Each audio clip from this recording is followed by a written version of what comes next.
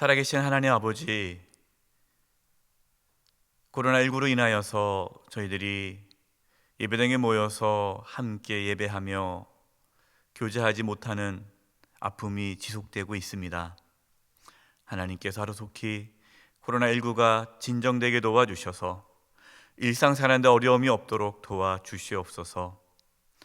우리 사랑하는 성도님들 지켜주시고 보호하여 주시고 이 어려운 이 시기에 더욱 하나님께 집중하며 나아가게 도와주시고, 저희들이 사순절 기간을 보내고 있습니다. 이 사순절 기간에 더욱 저희들의 믿음이 자라며 또 주님을 닮아가며 주님과 함께 십자가의 길을 잘 걸어갈 수 있도록 도와주시옵소서. 이번 기회에 우리 각자의 신앙을 돌아보게 도와주시고 하나님 앞에 바로 설 수 있는 귀한 은혜의 시간 될 수 있도록 도와주시옵소서. 우리 성도님들 한 분 한 분 지켜주시고 보호하여 주시고 가정을 지켜주시고 사업장과 하는 모든 일들 가운데에 하나님의 도우심이 있게 하여 주시옵소서. 우리 어린 자녀들 건강하고 지혜롭고 성령 충만하게 잘 자라게 도와주시고, 또 우리 자녀들 학교 가지 못하고 있습니다. 하나님께서 붙잡아 주시고 또 가정 안에서 또 잘 지낼 수 있도록 도와주시옵시며, 학업 중에 있는 자녀들 지치지 않도록 하나님께서 마음의 평안함과 담대함과 하나님을 의지하는 또 믿음을 더하여 주옵소서.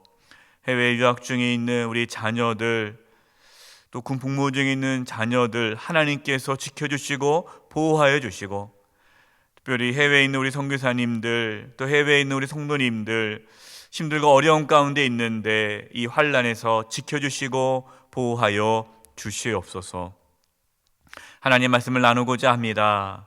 또 깨닫게 해주시고 말씀에 순종할 수 있는 믿음을 허락하여 주시옵소서. 주님께 부탁드리옵고 예수님의 이름으로 기도드립니다.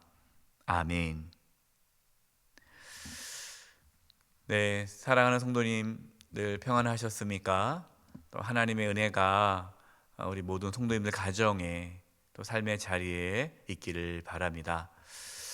오늘은 25번째 사순절 말씀을 나눕니다. 오늘 말씀은 에베소서 5장 4절에서 14절입니다. 오늘 말씀은 하나님의 자녀는 어떻게 살아가는지에 대한 구체적인 말씀이 나옵니다. 오늘 본문 말씀은 아니지만 오늘 에베소서 5장 1, 2절, 우리가 4절부터 말씀을 나누는데 그 1, 2절 말씀이 참 중요합니다. 그래서 먼저 에베소 5장 1절과 2절 말씀을 보겠습니다. 그러므로 사랑을 받는 자녀같이 너희는 하나님을 본받는 자가 되고 그리스도께서 너희를 사랑하신 것 같이 너희도 사랑 가운데서 행하라. 그는 우리를 위하여 자신을 버리사 향기로운 제물과 희생 제물로 하나님께 드리셨느니라. 아멘. 하나님의 사랑을 받는 자녀같이, 사랑을 받은 자녀같이 하나님을 본받는 자가 되라 라고 말씀하십니다. 여러분, 우리의 목표가 무엇일까요? 우리의 목표는 하나님을 닮아가는 거예요. 하나님을 본받는 거, 하나님을 본받는 자 되는 것이, 여러분, 그것이 우리의 삶의 목표입니다. 여러분이 얼마나 놀라운 말씀입니까? 하나님께서는요, 저와 여러분이 하나님을 닮아가기를 원하십니다.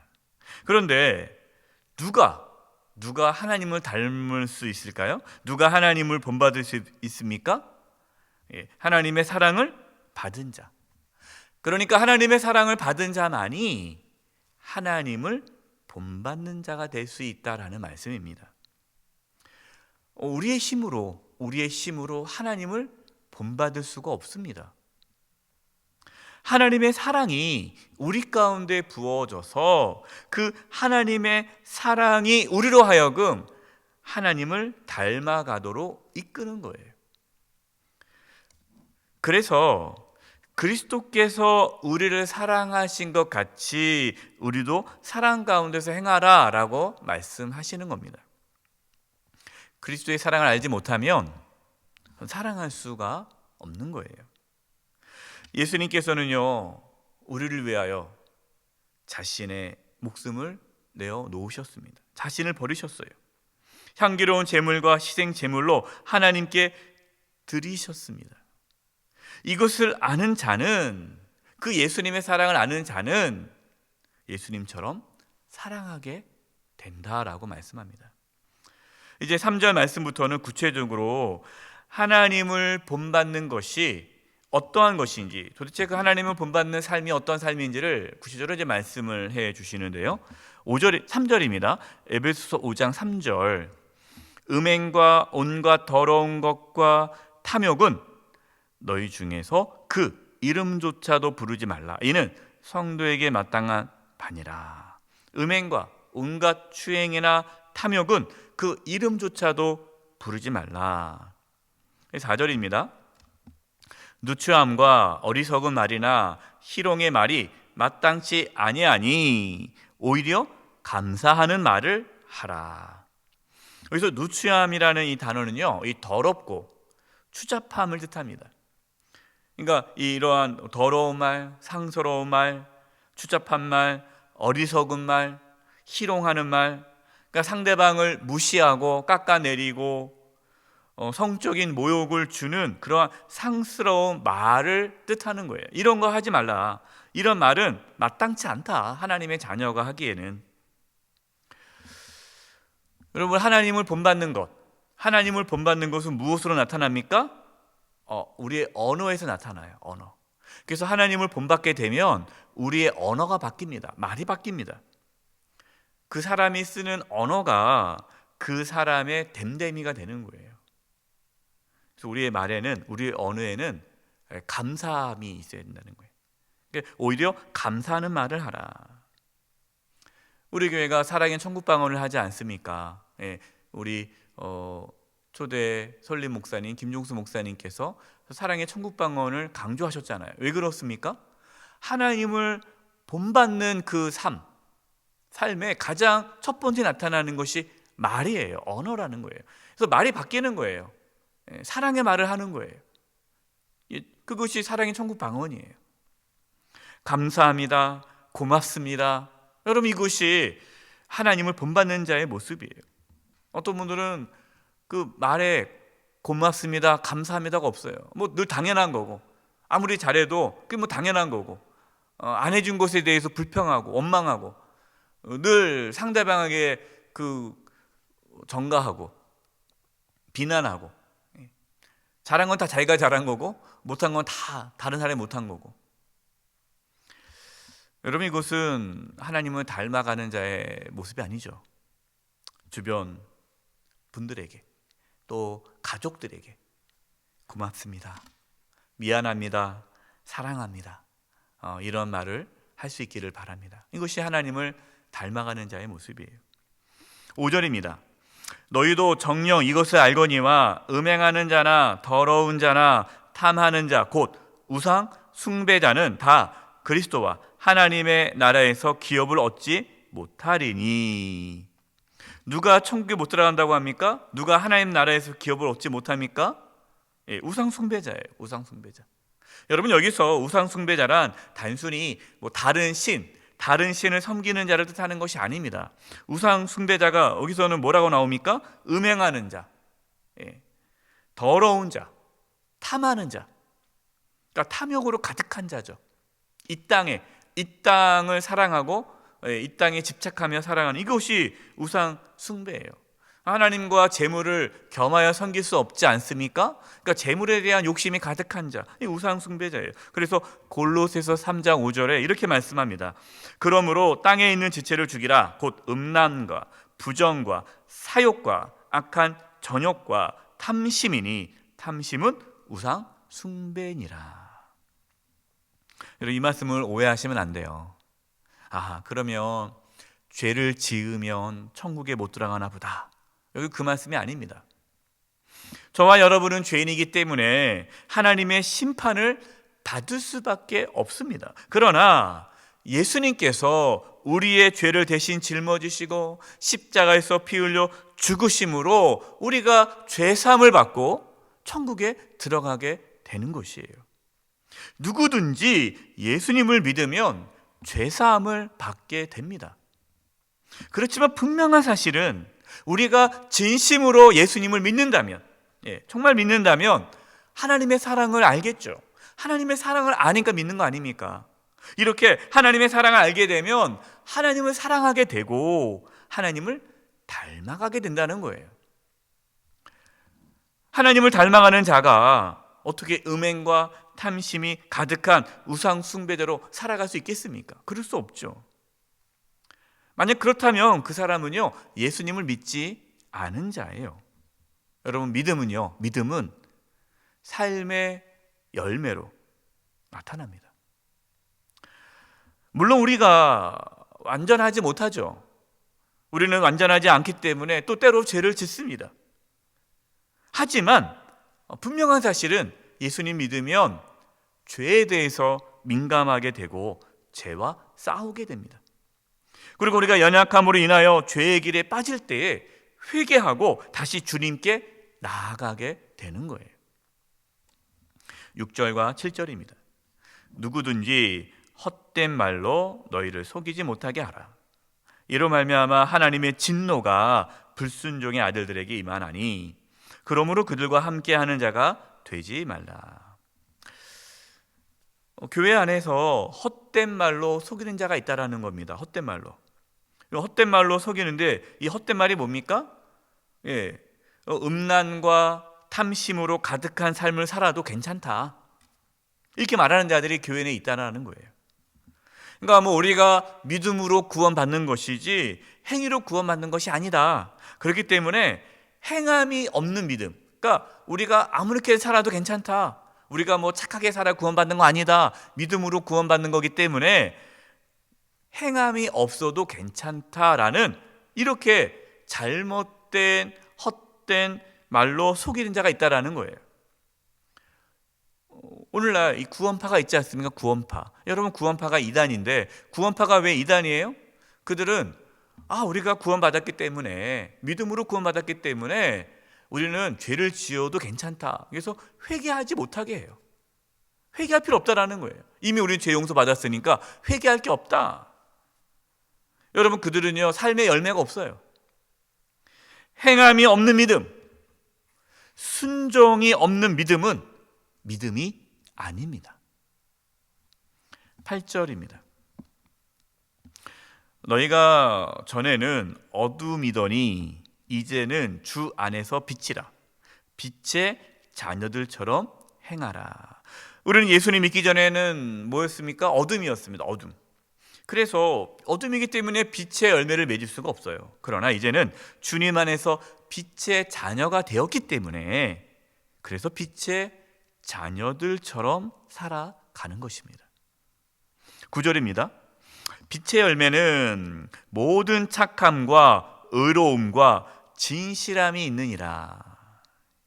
여러분, 빛의 열매는 뭐예요? 착하고 의롭고 진실한 삶이 있는 거예요. 그러니까 예수님을 믿어 하나님의 자녀가 되면 착하고 의롭고 진실하게 살아가는 거예요.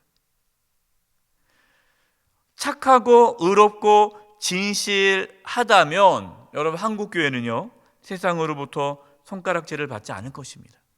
근데 그것이 그렇게 안 되고 있는 거예요. 교회 안에 착하고 의롭고 진실함이 사라져 가니까 손가락질을 받고 있는 거 아닙니까? 10절입니다. 주를 기쁘시게 할 것이 무엇인가 시험하여 보라. 여러분, 우리는요 늘 주님을 기쁘시게 할 것이 무엇인가 고민하며 살아가는 거예요.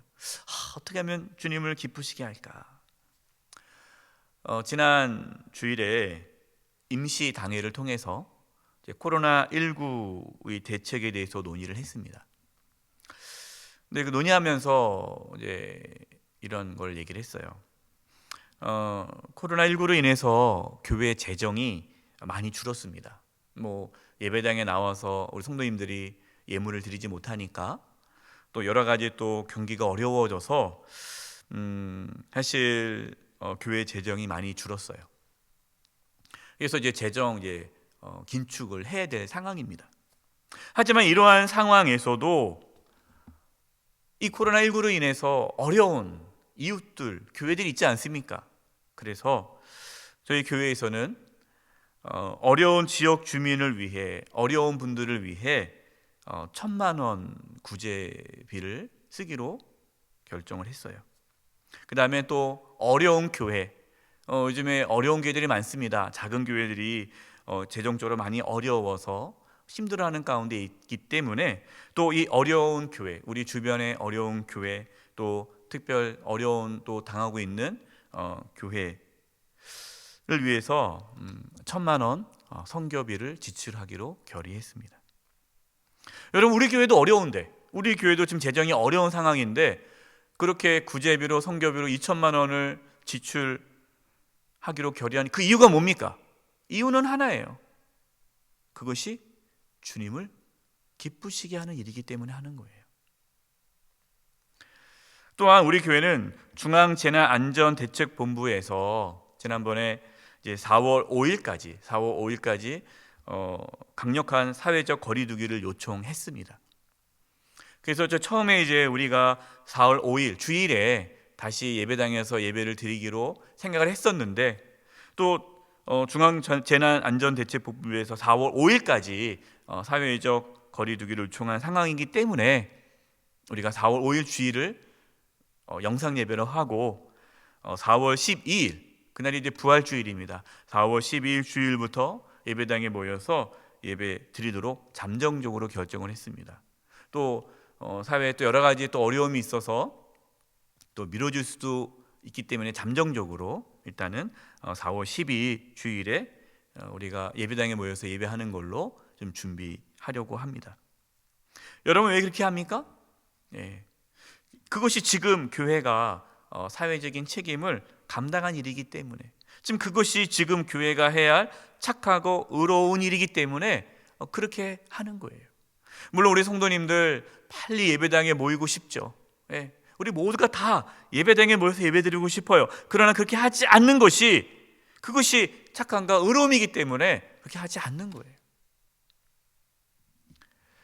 예수님을 믿어 하나님의 빛의 자녀가 되면 빛의 열매를 맺게 됩니다. 여러분, 오해하면 안 됩니다. 빛의 열매를 맺지 않으면 천국에 못 간다, 그러니까 빛의 열매를 맺어야 천국 간다, 그 뜻이 아니에요. 빛의 열매를 맺어야 천국 가는 것이 아니고 천국에 가는 빛의 자녀이기 때문에 빛의 열매를 맺게 되는 거예요. 저와 여러분, 하나님의 자녀인 저와 여러분, 정말 하나님을 닮아감으로, 하나님을 본받아서 우리의 삶에 착함과 의로움과 진실함의 열매가 맺어지기를 바랍니다. 우리의 언어가 바뀌어서 감사합니다, 고맙습니다, 미안합니다, 사랑합니다, 우리의 언어가 바뀌어서 하나님을 기쁘시게 하는 삶을 살아가기를 간절히 축원드립니다. 기도드리겠습니다. 하나님 아버지, 저희들을 구원하여 주시고 하나님 자녀 삼아 주시고 빛의 자녀로서 살게 해주신 그 하나님의 은혜에 감사합니다. 저희가 이 땅에 살아가면서 하나님을 본받기를 원합니다. 저희 교회가 하나님을 기쁘시게 하는 교회가 되기를 원합니다. 우리의 언어에, 우리의 말에 사랑합니다, 고맙습니다, 미안합니다, 죄송합니다, 하나님께서 기뻐하는 언어로 우리의 언어가 바뀌게 도와주시고 우리의 삶에 착함과 의로움과 진실함의 삶의 열매가 맺어질 수 있도록 도와주시옵소서. 코로나19로 인하여서 많은 분들이 어려워하는 가운데 있습니다. 이제 저희 교회도 지역의 어려운 분들을 위해 구제하며 또 주변과 또 힘든 교회들을 위해 선교비를 지출하고자 합니다. 저희 교회가 작은 섬김을 하지만 그것이 또 어려운 이웃과 힘든 교회들에게 큰 또 위로가 될 수 있도록 도와주시옵소서. 우리 사랑하는 성도님들 힘들게 하루하루 살아가고 계십니다.